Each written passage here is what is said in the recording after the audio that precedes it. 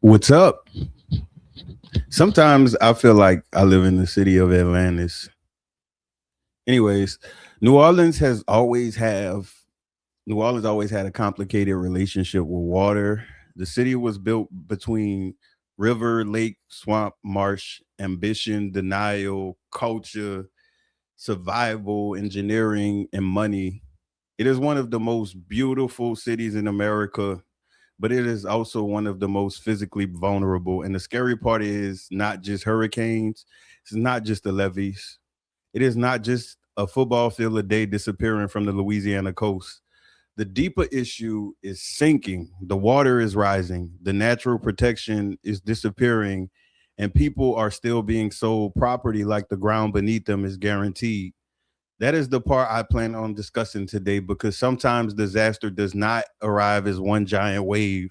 Sometimes disaster arrives through a small crack in the foundation, a broken pipe under the street, a storm drain that cannot keep up, a house that keeps shifting, a disclosure that says unknown, and a luxury listing that looks beautiful on Instagram while the soil underneath it is whispering, I'm tired. What subsidence really means? Subsidence means land is sinking or settling. That can happen naturally in delta cities because of soft soil compresses over time, but humans can make it worse through drainage, construction, groundwater withdrawal, oil and gas activity, canal cutting, levee systems, and the disruption of natural sediment flow. New Orleans exists on land that was built by the Mississippi River for thousands of years. The river flooded, spread sediment, and helped create new wetlands. But once humans controlled the river with levees, they also cut off much of the sediment that naturally rebuilt the coast. The Mississippi River Delta Coalition explains that leveeing disconnected the settlement filled river from the delta, stopping the cycle of new wetland growth. So the city faces two linked problems. The ground sinks from below and the water rises from above. That is like standing on an elevator going down while the ceiling comes down at the same time. You can engineer against that for a while. You can pump water, you can build levees, you can raise roads, you can repair pipes. But the question becomes how much money, how much time, and how much denial can one city afford? And now I'm just going to pull up the article that was referenced because they always have articles linked because I always cite my sources, but it's better to show it, you know, because there's a lot of people online that just say stuff and claim is research, but this is actual proof. This is the website. This is MississippiRiverDelta.org/our coastal crisis. And it says the Mississippi River Delta and coastal Louisiana are disappearing at an astonishing rate. A football field of wetlands vanishes into open water every 100 minutes. Since the 1930s, Louisiana has lost over 2,000 square miles of land, an area roughly the size of Delaware. Many factors have contributed to this collapse. Cause of land loss, levying, shipping and ship channels, oil and gas infrastructure, dams upriver, subsidence, land formed by river, sediments naturally subsides, sea level rise, hurricanes. Shout out to BP. They get an honorable mention. That disaster led to 206 million gallons of oil and damaged hundreds of miles of delicate shoreline and accelerated erosion. And if y'all seen the BP oil spill movie, you know that all of that was 100% preventable. So, yay for them. Okay, so why New Orleans is especially vulnerable? New Orleans does not have the luxury of ignoring inches. In some places, a few inches of sinking may seem minor. In New Orleans, inches matter because so much of the metro area is low lying, protected by levees, and dependent on drainage systems.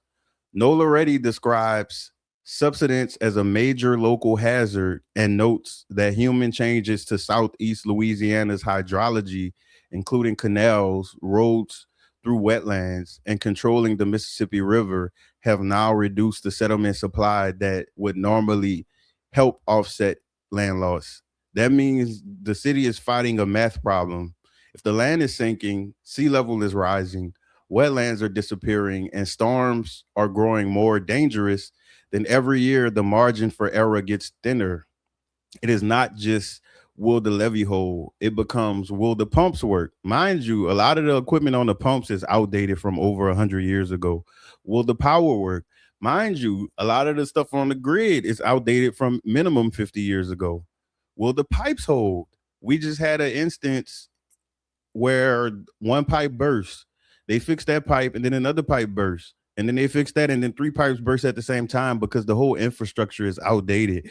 When you live in a state like Louisiana, the state that has one of the most tourist, like the biggest tourist incomes in the country, billions of dollars a year, but somehow it's not landing back on the infrastructure that's attracting the people. Because when you have people who have access to money and unlimited amounts of money, and no one is able to stop them because most of the people is too busy on being drunk, second lines, twerking, doing politics based off of skin color and all of this other dumb stuff. You have corruption going on. And not to mention, Louisiana statistically is the most corrupt state in this country. We have corruption that rivals that of third world countries. That is why when I say Louisiana is a state, but it is a third world country, I mean that. And I get people who shut a hometown, they feel played when you say anything about their hometown. Kind of like if somebody mama ugly and you say their mama ugly, they be mad. But if she ugly, she ugly.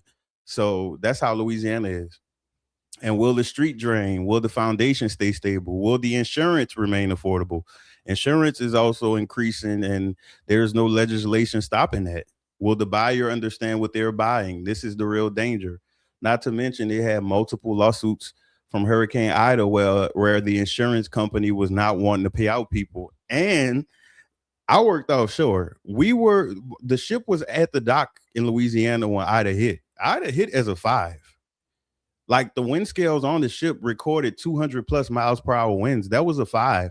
But due to insurance almost going bankrupt, if it would have been a 5, because each category has a maximum amount of money they can pay out, they didn't let it be a 5 on record, and they actually changed the record to make it a 4. It was a 5. 210 miles per hour is a 5. So, but anyways, people often say Louisiana loses around a football field a day of land. That image is powerful because people can visualize it. But the bigger meaning is this: Louisiana is losing the living shield between New Orleans and the Gulf. Wetlands are not just pretty nature scenery, they are infrastructure. Marshes absorb water, barriers and islands slow waves. Oyster reefs break energy. Coastal vegetation holds soil. Nature does labor that will cost billions to replace with concrete. When that natural infrastructure disappears, storm surge can travel farther, faster, and with more force. That is why coastal erosion is not just a rural problem. It is a New Orleans problem. It is a homeowner problem, a taxpayer problem, a real estate and insurance and a survival problem. With a lot of the real estate people out here, they sell a dream of a person having a home so a person can say that they're a homeowner. But people are signing for 20 and 30-year mortgages. Baby, what is going to be here in 20, 30 years? Y'all going to be singing background for Triton and Ariel on The Little Mermaid in a second, or making a remake of Atlantis, because people don't pay attention to infrastructure on a big enough scale. They have people that do, but the majority of New Orleans voices you see are not worried about stuff like that. They're focused on all of the stuff that is not going to get anything anywhere. Stupid arguments. Who did this? Who did that? And all of this other stupid stuff. But a lot of cities that have corruption, the people don't be paying attention, and they vote based off of how people look, or if the person have a good enough slogan, or if they seem real at the debates and all of that, even though it be very unprofessional. If y'all can find, I don't know if it's online, probably look at the New Orleans mayoral debate and look at that foolery of what happened there. That's how serious politicians take the city. The fact that they were able to have all them extra people running for mayor, and then half of the people up there, it was so ghetto. I left. I'm like, what? Like this is crazy. Every time you see one problem in New Orleans, if you be around long enough, you see exactly how the problem is able to just gallivant freely. Oysters. Now let's talk about oysters. Louisiana has harvested oysters for generations. Oysters are part of the culture, the food, the economy, the restaurants, the tourism, the identity. But oyster shells are also not trash. They are rebuilding material for the coast. I was actually shocked when I found that out because, like, the solution been there all of this time. And it's like, why we ain't did this decades ago? Just imagine how different Louisiana would have been if they would have done this decades ago instead of keep having these contractor bills and then you hear 50 billion for this, 50 million for that, but you never see where it goes. And I want to know who's pocketing the money. But anyways, for decades, people harvested oysters, ate them, sold them, and discarded the shells. Many shells ended up in landfills instead of going back into the water where baby oysters could attach and grow. That is like taking bricks out of your storm wall, selling the bricks, eating dinner, and then acting shocked when the wall gets weaker. The Coalition to Restore Coastal Louisiana established its oyster shell recycling program in 2014 to keep shells out of landfills and use them for reef restoration. The group says it has recycled more than 17 million pounds of shells and protected more than 10,000 feet of shoreline. PBS reported that CRCL completed 5 reef projects since 2016 that protected 8,000 feet of disappearing shoreline. And then oyster reefs and storm surge. That's the default photo. I forgot to change it. Scientists and coastal regions restoration groups have found that oyster reefs can reduce erosion and wave energy. A WDSU report on CRCL's oyster shell recycling program quoted the program coordinator saying their reef projects showed about 50% reduction in the rate of marsh erosion behind the reef compared with a control site. Volunteer restoration groups also describe oyster reefs as wave breaks that help knock down storm surge and protect marsh from erosion. That is powerful, not because oyster reefs replace levees, they don't, but because they add layers of protection. A smart city does not rely on one wall. Especially, I was about to hit y'all with a Katrina's conspiracy. Anyways, smart city uses layers, wetlands, reefs, barrier lands, levees that they blow up during Katrina, pumps, drainage, building codes, honest real estate disclosures, emergency plans, and residents who know what they are buying. New Orleans needs layers because when one layer fails, the next one matters. Recycling lost its grace. Recycling has lost a lot of trust in the public eye. People hear recycling and think of bins, guilt, plastic, corporate greenwashing, and cities that collect recyclable materials only for some of it to still end up wasted. And honestly, people are not crazy for being skeptical, but oyster shell recycling is different because the reuse is direct, local, physical, and visible. A shell comes from the coast. A restaurant serves it. Instead of the shell going to a landfill, it goes back into coastal waters. Baby oysters attached to it. A reef forms. The reef slows waves. The marsh behind it has a better chance. That is vague, and that is not vague environmental branding. That is a closed loop. That is minimalism with a purpose. Take what already exists and put it back where it does the most good. The lesson is bigger than oysters. Sometimes society does not need more stuff. It needs better placement of the stuff it already has. And that's a lot of people in their personal life. All that shopping, baby, you better start going through your stuff and getting rid of what you don't need. Look at things and think about what your mindset was when you bought it and make that shit work if you did buy it, or either get rid of it. The psychology of denial. People normalize the warning signs. One of the most dangerous things humans do is normalize warning signs. A pipe burst, then another pipe burst, then a road caves in, like it did by the casino that year. And it revealed the underground tunnel that people allegedly forgot was there, even though I didn't know New Orleans had tunnels because we below sea level. But anyways, then the pump fails. Then the neighborhood floods again. Then insurance rises again. Then the foundation cracks. And after a while, people stop seeing crisis. They start seeing routine. That is psychologically dangerous because when dysfunction becomes familiar, people stop treating it like a warning. That is how a city can be in trouble while still hosting festivals, selling condos, flipping houses, and posting drone footage of luxury rooftops. The human brain loves normalcy bias. We want to believe tomorrow will look like yesterday because that makes life easier to process. But nature does not care about our comfort. The soil does not care about the listing price. The water does not care about the granite countertops. And real estate in sinking areas, the sale comes first. Here is where the economics gets uncomfortable. Real estate is still sold in sinking areas. Homes are flipped. Luxury buildings are marketed. Buyers are still shown staging, lighting, fresh paint, new cabinets, new floors, and emotional language. Charming, historic, renovated, move-in ready, luxury finishes, prime location. But what is underneath? Foundation movement, drainage issues, tree root damage, termite damage, flood history, soil problems, old pipes, unpermitted work, previous structural repairs, a sinking neighborhood. In Louisiana, sellers generally must provide written disclosures of known defects, and Louisiana law defines known defect as a conditionally actually known by the seller that substantially affects property value, significantly impairs health or safety, significantly shortens the expected normal life of the property. And that's from the Louisiana legislator.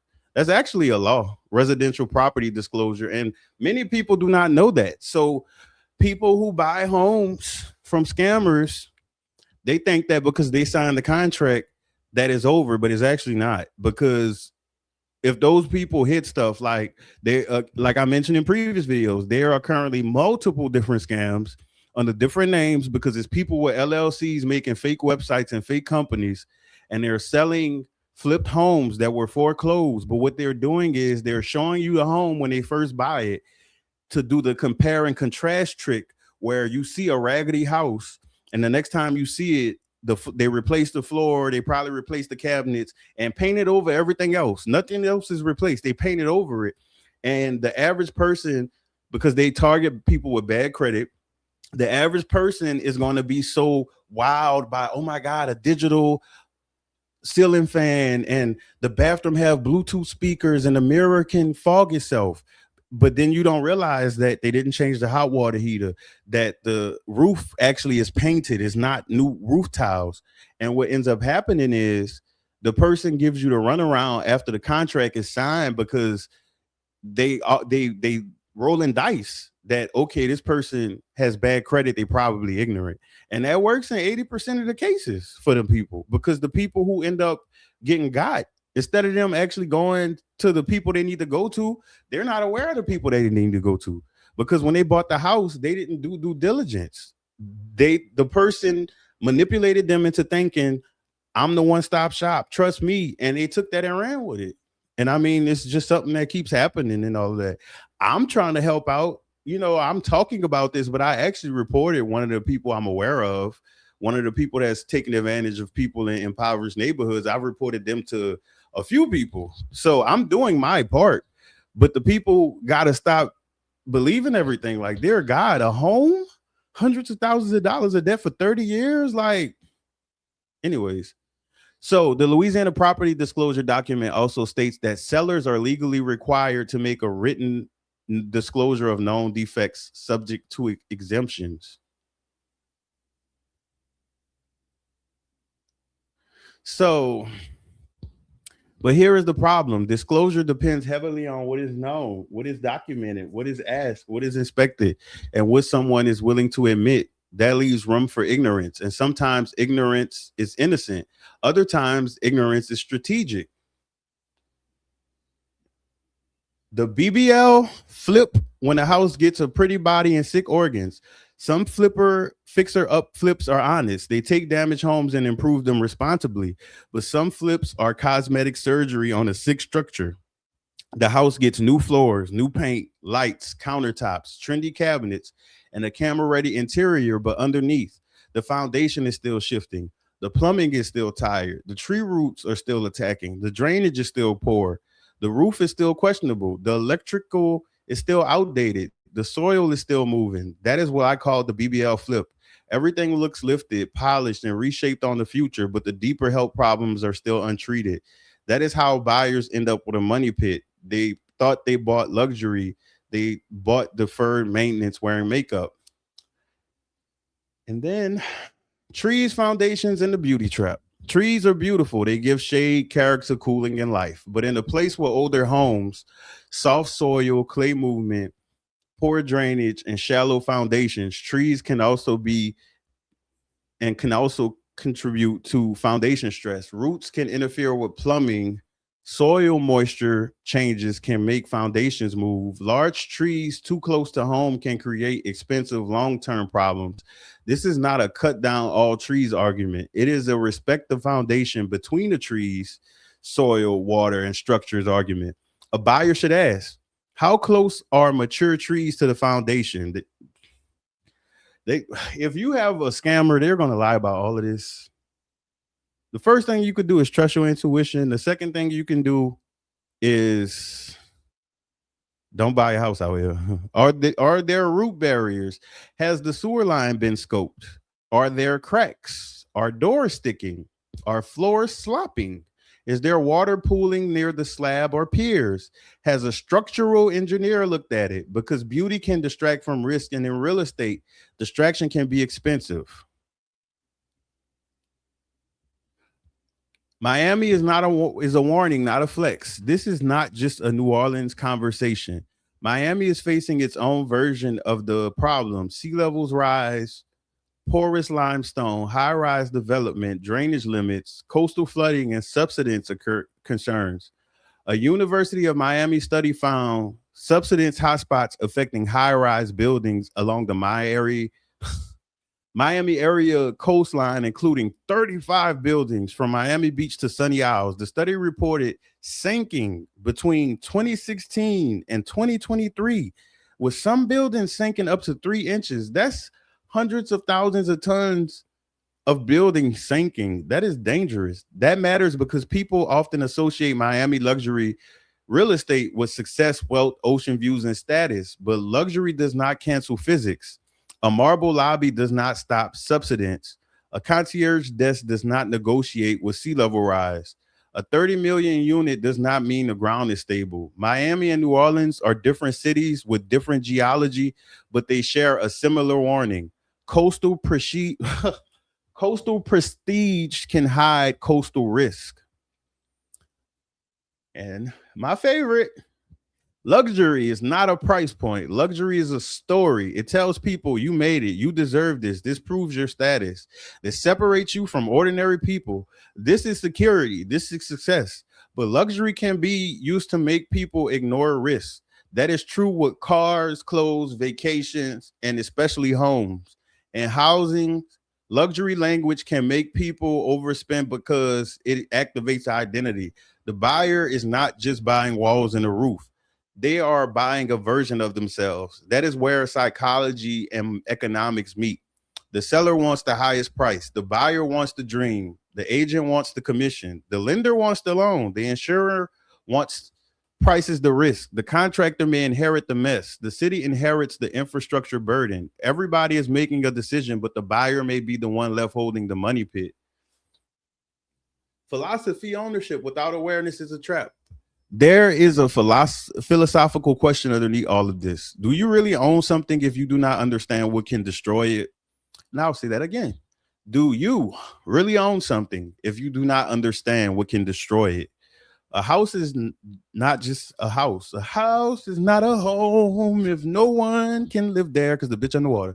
It is land, drainage, soil, weather, insurance, taxes, repairs, neighborhood infrastructure, legal disclosures, climate risk, and time. Minimalism teaches us to reduce illusions. It says, do not be seduced by excess.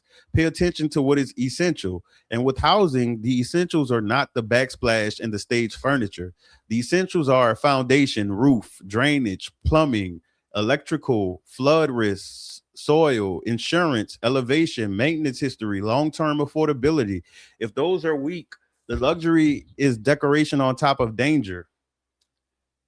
El Nino. By the way, El Nino is here, baby. El Nino is a natural climate change pattern that happens when parts of the Pacific Ocean becomes warmer than usual and shift global weather patterns. For the Gulf Coast and Southeast, NOAA explains that El Nino often brings wetter conditions during winter because the Pacific jet stream shifts south, producing more clouds, rain, severe weather, and Gulf storm systems. NOAA also explains that El Nino can increase flooding risk along the Gulf Coast and Southeast. And by the way, it's been raining like almost a week now. And when you look at the weather, it's still raining every day, even though we got a break for 3 hours and we saw some sun. So I appreciate that. I appreciate anything. Even if it rained, I appreciate that because some places have droughts. But on the subject of sinking and infrastructure and all this other stuff and pipes bursting, pumps always going out, neighborhoods randomly flooding, and then they say, "Oh, we're sorry, the pumps were not on that day." So if you work for sewage and water board and your only job is to make sure a pump work, like you don't have a weather app. Anyways, if land is already low, drainage is already stressed, soil is already saturated, pipes are already aging, and sea level is already higher and higher, then extra rainfall is not just bad weather. It is pressure on a fragile system. El Nino may reduce Atlantic hurricane activity in some seasons, but that does not mean New Orleans or Miami are safe. More rain, higher water levels, more frequent high tide flooding can still create major problems. NOAA has warned that strong El Nino periods can act like a double whammy when combined with decades of sea level rise, producing more frequent and deeper high tide flooding. So when people say at least it's not a hurricane, remember, a sinking city does not need a category 5 hurricane to suffer. Sometimes it is just a, a hard rain, bad drainage, weak infrastructure, and bad timing. Broken pipes are not random, they're symptoms. When multiple pipes burst in the same city within a short time, that is not something to casually brush off. It may be aging pipes, it may be pressure changes, it may be soil movement, corrosion, deferred maintenance, it may be all of the above, but a sinking city underground infrastructure is under stress. Pipes do not float in fantasy, they sit in soil. If the soil shifts, dries, expands, contracts, sinks, or floods, underground systems feel that movement. A city can still function while being deeply strained. That is the part that people miss. Being it that Louisiana is number 50 in education and the literacy rate in Louisiana, I looked at it the other day. I don't even want to say it out loud, but the average hoe don't know this. Like people say average Joe, but they say hoe and bitch so much in New Orleans. I just say hoe. I don't mean, whore, but you know, the average hoe don't know none of this, any of this information. That's why for me, when I see people who use all their life essence to peddle drama, to have pussy battles over men, or to have pissing contests over women, it's amazing to me because it's like you clearly don't have a future because it ain't here. If you planning to live here, you're gonna be dying with the city. Not to mention parts of the city that can't keep businesses. The people who live there don't ever think maybe I should get my bastard children inside so they could stop committing the crimes. But anyways, collapse does not always look like everything failing at once. Sometimes collapse looks like constant repairs, higher bills, lower trust, more boil water advisories. They always have boil water advisories in Orleans Parish. Jesus. More sinkholes, more insurance paying, and residents quietly paying the price for yesterday's neglect. And many people living in this type of environment and raising kids, everybody's fresh in pictures and all of that, but who's to say what the future gonna look like? And the fact that there are still places that's having disasters and not having any response. I think it happened in Australia somewhere where it was like a natural disaster happened and they left the people for like a week or something. So people count on the fact that they're gonna have help, or if we stay, it's only gonna be 2 or 3 days without power. They thought that for Katrina too. And it by day 9 we left because we was on the West Bank, but Yeah, no, you cannot. You got to really have a plan together. But so many people living off vibes. But I actually have, let me see how many. One, two, three, four scripts I wrote already. And I did the slides for two of them. So that means I have two more to do, which it don't really take too long when I keep the slides simple. But it's about to get. I'm really about to go deeper than what I've already done. Like I've mentioned some of these things, like during a section of a video, but one video is ignorance, assumptions, and anger. Find your purpose is another video. Modern day slavery explained is another one, and then the price of fame NFL is another one. And then I'm gonna do another one, the price of fame, the music industry. So yeah, we're gonna be touching on some things. And I still add things to some of the videos, like things that people could do on a positive level. Because it's one thing to just be, I'm bringing awareness. Like I could at least give resources, and that's what I've done in all of my videos. So that's what I'm here for, to provide awareness and other ways of doing things. And every now and then, telling you about things I experience because I'm talking as a person who grew from this stuff. I'm not talking as those people who be sitting on a high horse where they might have went through the stuff, but they're not gonna tell you that. They're gonna act like they're above you and you need to do this and you need to do that and you're low vibrational. But tourism money does not. New Orleans makes enormous money through tourism, but tourism money does not automatically flow into pipes, roads, pumps, drainage, housing stability, and coastal restoration. Economic activity and public infrastructure funding are not the same thing. A tourist may spend money at a hotel, restaurant, bar, festival, parking lot, ride share, or souvenir shop, but that money gets split among private businesses, wages, taxes, tourism agencies, state level collections, debt obligations, and special districts. So residents see billions moving through the city and ask, where are the pipes still broken? Why are the pipes still bursting? Why are the drainage systems still overwhelmed? Why are neighborhoods still flooding? Why does the city look rich on the weekend and neglected on Monday? The funniest thing too is that they typically fix the same potholes over and over again. So the areas that never get fixed, never get fixed. Or maybe they give you one good fix and then it'd be a bad job. So the street be sinking immediately a few months later. Or they might break up the ground like they was gonna start something and then they just never come back. Like I've even seen people's streets have 3 and 4 foot holes where they was doing something and they just left it. And it wasn't until I told them to call the city and then also submit a report on the website. And then a month later, somebody finally came. But it had been 3 years that hole was sitting there. And every time it would rain, that hole, all the water from that street would go into that hole. So that 3 foot hole, 4 foot hole would be a sinkhole. Couldn't have been my street. The way I would have fell in that hole and been Mr. New Orleans, this really would have been J. New Orleans. They be having the right people with y'all, dog. Like for real. Like that person who got shot at McDonald's by an employee. The employee got arrested and everything, which means it's proof.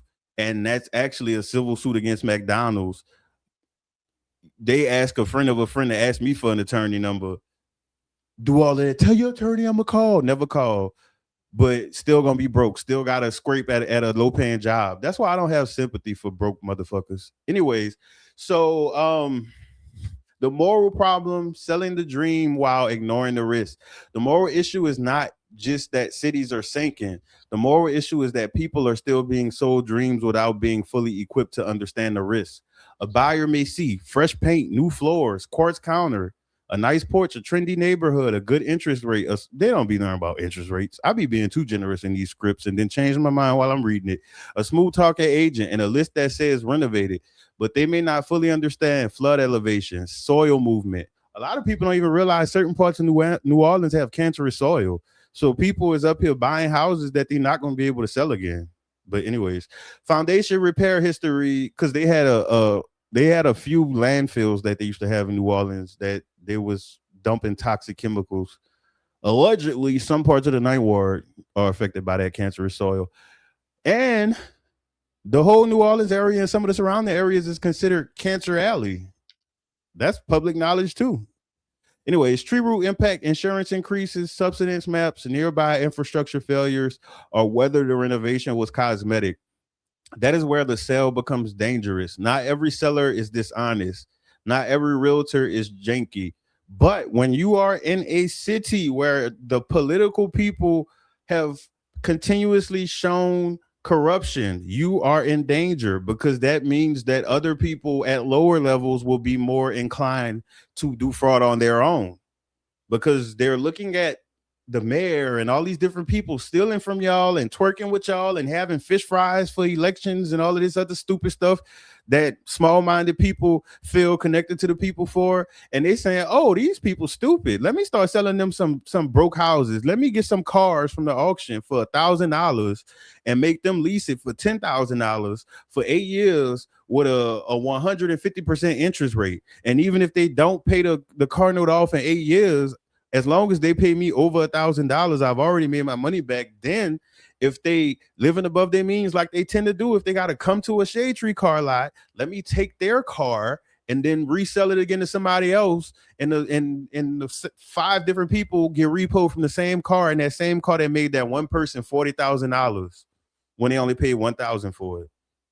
And half the people going to these places, the amount of money they put down, they could have bought a cash car and a year worth of insurance by just having somebody go to the auction for them, because the auction is where all of these places get their cars.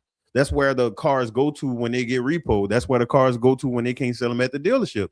But you can't tell a lot of these people nothing, because the older ones, some of them is stuck in their ways and always have some stupid shit to say. And I'm projecting my own experiences. So if these experiences don't relate to you, then put what your experience is, but don't shit on mine because you don't connect with it. Mine is not less valid because you don't connect with it, and yours is not less valid if I don't connect with it, unless you can't spell and you don't know how to use subject verb agreement. But anyways, so yeah, keep buying them trash ass cars, and they be making videos laughing at y'all. Not to mention, I've had to pick up stuff from them people before, and they was laughing at how much they charge y'all for Hellcats and all of this other stuff. Hellcats with 100,000 miles, but just because it's purple and custom, they charging 5,000 down, and you ain't had 5,000 your whole life in your hand, but you got it now because you did income tax fraud, or somebody let you carry their child, and now your dumb ass use it to buy a car that's gonna break down, or you gonna wreck because you don't wear a seatbelt, you text and drive. Like, right now is the best time in history to be a scammer, because the people are so dumb. All you got to do is kiss their ass and they're going to do whatever you want them to do. When you be the one to tell them, hey, that's not right, hey, that's incorrect, you're the one who gets spat on, who get attacked, who get fought, and all of this other stuff. So anyways, before buying in New Orleans, Miami, or any sinking coastal city, do not just get a general inspection and call it a day. Consider foundation inspection by a structural engineer, plumbing, sewer camera scope, flood history research, elevation certificate review, insurance quote before closing, drainage observation after rain, tree root assessment, permit history check, termite and moisture inspection, neighborhood subsidence and flood risk review. And most importantly, do not let luxury language rush you. A rush buyer is profitable. Not to mention, scammers always rush you. They always act like whatever it is, especially if it's a house or a car, they act like somebody else is coming to get it. Or if they got a hold of you and you're not sure, they're going to keep trying to piece you until you give them what they want. Especially if you someone who talkative, like how the internet have y'all thinking y'all could talk to anybody in public because everybody's so nice because Disney World is real. Like, y'all be falling for people just keying with y'all because social media got y'all so damn lonely. Y'all don't realize that the reason you lonely is because you in the phone all the damn time. If you actually got into the field and in the real world and was actually able to be present in an environment long enough, maybe you could kind of pick up on some things and make a friend or find a lover or do stuff. But I see so many people in their phone, and then it's like when stuff happened, he's like, what happened?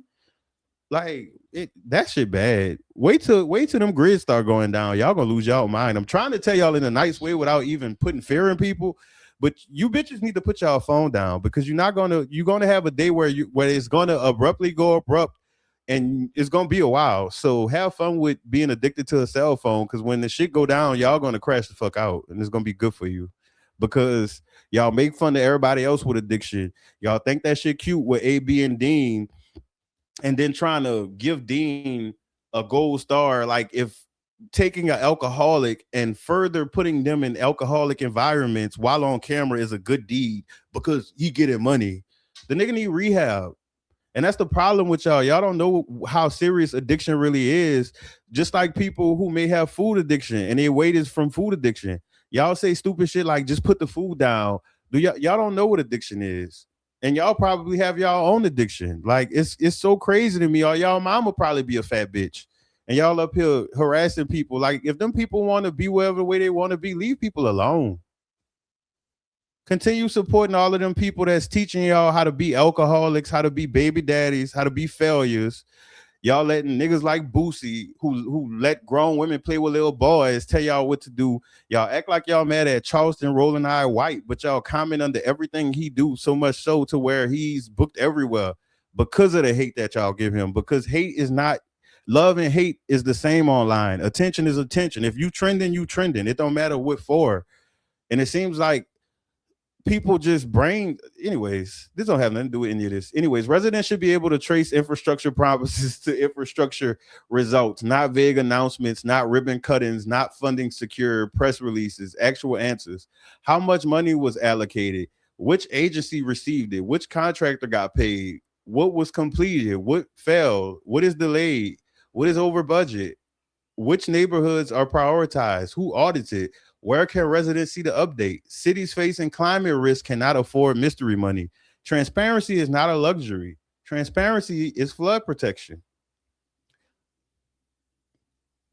I stick to my own, so that's why I don't really do stuff for other cities. But maybe one day I might do one of these on that city that river is about to dry out, and people just, continue moving there. Restaurant and community call to action: put the shells back. If oyster shells can protect shorelines, then wasting them should feel ridiculous. Restaurants should join oyster shell recycling programs when available. Customers should support restaurants that recycle shells. Cities should make participation easier. School and community groups should use oyster restoration as environmental education, because this is one of the rare climate solutions that feels poetic. The thing we took from the coast can help defend the coast if we stop treating it like trash. That is not just recycling, that is repentance with logic. And in closing, this is the fastest I made it to closing. It's still long, but it's shorter than usual. New Orleans is not doomed. Miami is not doomed. But the Nile is dangerous. The Nile is a river in Egypt. These cities can survive only if people tell the truth about risk, infrastructure, money, nature, development, and real estate. The ground is telling the truth. The water is telling the truth. The pipes are telling the truth. The foundations are telling the truth. The question is whether people will listen before the repair bill becomes a disaster bill, because the most expensive lie in America may be this: it looks good, so it must be safe. No, look deeper. Check the foundation. Follow the water. Follow the money, and never let luxury talk you out of reality. And that's it. But like I said, those next videos coming up, more about me in there. Well, more about my past experiences that make me feel like I'm suitable enough to be discussing these topics that I discuss, because I actually have a connection to them. I have the connection of making the changes, overcoming the situations. And I also have hundreds of examples of people who just surrendered to failure, and they're still failures now. And some of them I thought it was love at one point, but apparently when you're known to be successful, people don't really give a fuck about you. They just keep proximity for their benefit, because when them emotions come out, they real feelings come out every single time. And then when they calm down, they try to pacify it. Or even some delusional people, like the psychopaths in my family, will leave a gun in your vehicle and cause a scene in front of the police enough for you to go to jail, and then turn around the next day and call you and say, are you okay? You was acting crazy yesterday. No, bitch, are you okay? You need to go see a doctor, a psychiatrist, a therapist, and you need to be locked away. But that's neither here nor there. Thank you all for all of your support. Again, reminder, I do not read comments. Social media is too toxic. I'm not even about to play. But For everybody who is in there for good reasons, thank you so much. I appreciate you. Other video I said email me at jneworleansgmail, but I don't even think that's possible no more because I've been getting spam even before I said the email address from the musty ass spam people trying to sell me SEO tag help and all this other dumbass shit. Like if AI ain't right there. And not to mention, that's how you know they don't watch my videos because this ain't a content channel that's trying to blow up or be seen or be known. I don't give a fuck about that. I just hope that people get their life together because life is not stopping. And all of that sad shit every few months of, oh, I wish I would have did this. I wish I would have did that.